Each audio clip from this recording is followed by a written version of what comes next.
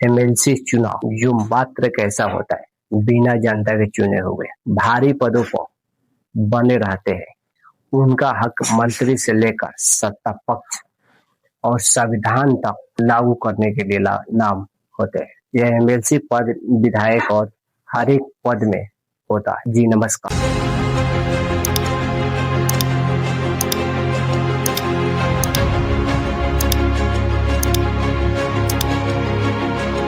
MLC के अलग अलग तरीकों से चुना जाता है।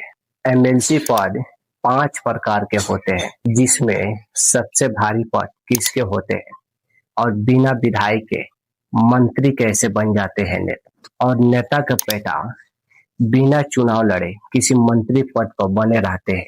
आज उसके बारे में पूरे बता रहे। यह व्यवस्था भारत के संविधान के अनुच्छेद 171 के तरह दिए गए हैं, जिसमें 5 प्रकार के एमएलसी होते हैं। सबसे फर्स्ट एमएलसी के बारे में बात बता रहा हूँ। उस आदमी चुनते हैं जो नगर निगम, नगर पालिका, पंचायत सदस्य, बीडीसी, मुखिया, वार्ड और जिला परिषद फर्स्ट एमएलसी चुनते हैं, तो इनका अधिकार भारी होता है। ये लोग वोट देकर एमएलसी बनाते हैं। अधिकार 1/3 होता है। दूसरा एमएलसी एमएलए द्वारा चुने जाते हैं, जो कि यह अधिकांश से देखिएगा तो भारी भारी मंत्री एमएलसी बनते हैं, क्योंकि उन नेता विधानसभा चुनाव हारे होते हैं और उनको मंत्री बनाना पड़ता है, तो विधान परिषद के चुनाव में एमएलसी बन जाते हैं।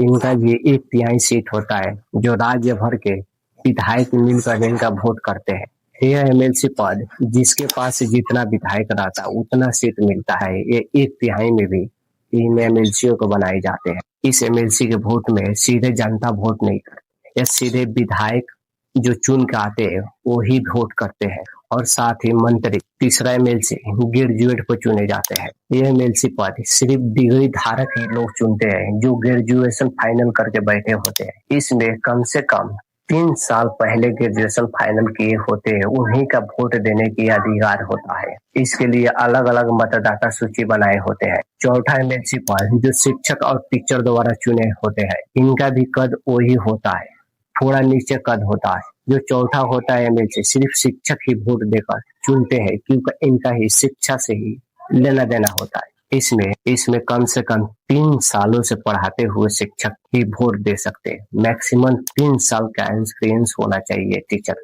इसमें प्राइवेट टीचर नहीं होते। स्कूल और कॉलेज द्वारा शिक्षकों जो पढ़ाते हैं उन्हीं का शामिल होने के लिए अधिकार होता है। 5वां एमएलसी वो होते हैं राज्यपाल द्वारा नामित होते हैं। यह कला, साहित्य, सामाजिक विज्ञान, समाज सेवा जैसे क्षेत्र के लोग चुनाव नहीं होता है, सीधे नामांकन होता है। ये पूरा डिटेल आपको बता दिए कि 5 प्रकार के एमएलसी होते हैं, और इस एमएलसी के लिए क्या पूरे राज्य में लागू, सिर्फ भारत के 6 राज्यों में एमएलसी चुनाव होते हैं। वो कौन कौन सा राज्य है, आप कौन सबसे ज्यादा किस राज्य में सीट होते हैं वो बता रहे। एमएलसी और मंत्री और विधायक बनने के लिए क्या उम्र होता है, वही एमएलसी बनने के लिए भी उम्र होता है। एमएलसी बनने के लिए न्यूनतम आयु 30 वर्ष होना चाहिए। जैसे एमएलए बनने के लिए 25 वर्ष होना चाहिए, उसी मंत्री पद के बनने के लिए 25 होना चाहिए, और उसे ही एमएलसी बनने के लिए 30 वर्षों के उम्र होना चाहिए।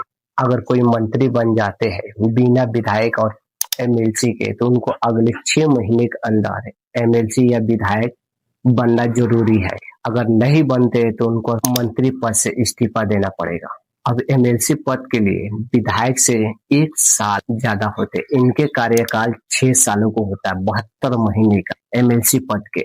इसमें हर एक साल 1/3 एमएलसी रिटायर हो जाते हैं। भारत के 28 राज्य में किन किन राज्यों में एमएलसी चुनाव होते हैं, और भारत के 6 ही राज्य हैं जो आपको मैं बता रहा हूँ। आंध्र प्रदेश, बिहार, कर्नाटका, महाराष्ट्र, यूपी, तेलंगाना।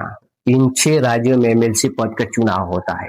अभी इन 6 राज्यों में मिलाकर एमएलसी का सीट 426 सीट है। सबसे ज्यादा एमएलसी का सीट उत्तर प्रदेश में 100 सीट, 78 सीट महाराष्ट्र में, 75 सीट कर्नाटका में, और बिहार में भी 75 सीट, तेलंगाना में 40 सीट, आंध्र प्रदेश में 58। एमएलसी की संख्या उस राज्य से विधानसभा, एमएलसी की संख्या हमेशा उस राज्य की विधानसभा एमएलए के कुल सदस्यों अधिकतम 1/3 हो सकते हैं, लेकिन 40 सीट होना जरूरी है। बाकी राज्यों में एमएलए एक ही विधानसभा में होते हैं। एमएलसी के कोई नामो निशान नहीं होता है।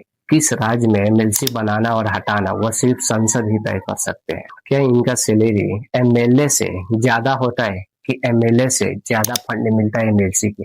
एमएलसी के सैलरी पूरे भारत में एक जैसे नहीं होते, क्योंकि उस राज्य डिपेंड करता है जिस राज्य के एमएलसी होते हैं, इसलिए रकम राज्य के हिसाब से बदलती है। जैसे एमएलसी के कौन कौन से भत्ते मिलते हैं? हाउस अलाउंस रहने का, यात्रा भत्ता, टेलीफोन, इंटरनेट, स्टॉक और फीस खर्च, अन्य दैनिक भत्ता। 6 राज्यों के एमएलसी पद के जो लिस्ट मैं दिखा रहा हूँ, इनका मंथली क्या है उसको मैं बता रहा हूँ। उत्तर प्रदेश में 2.5 लाख से 3 लाख रुपए का मंथली मिलता है एमएलसी के। महाराष्ट्र में 2 लाख से लेकर 2.5 लाख तक मिलता है। कर्नाटक में 2 लाख से 2.5 लाख तक मिलता है। बिहार में 1.5 लाख से लेकर 2 लाख रुपया तक मिलता है। आंध्र प्रदेश में 2 लाख से 2.5 लाख रुपया मिलता है।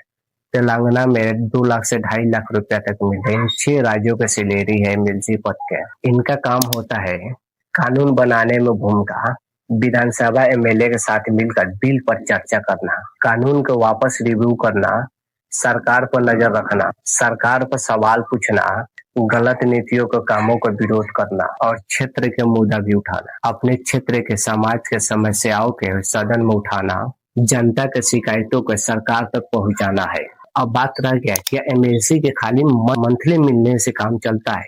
एमएलसी के फंड मिलता है कि मंथली से काम चलता है? अगर कोई फंड आता है तो उसमें एमएलसी की भी भागीदारी होते हैं। तो फंड के एमएलसी और एमएलए मिलकर दोनों पर काम करते हैं। एमएलए और एमएलसी के 4 करोड़ प्रति वर्ष रुपया इनको मिलता है विकास के लिए, जनता के विकास में खर्च करने के लिए। और ये वीडियो कैसा लगा होगा?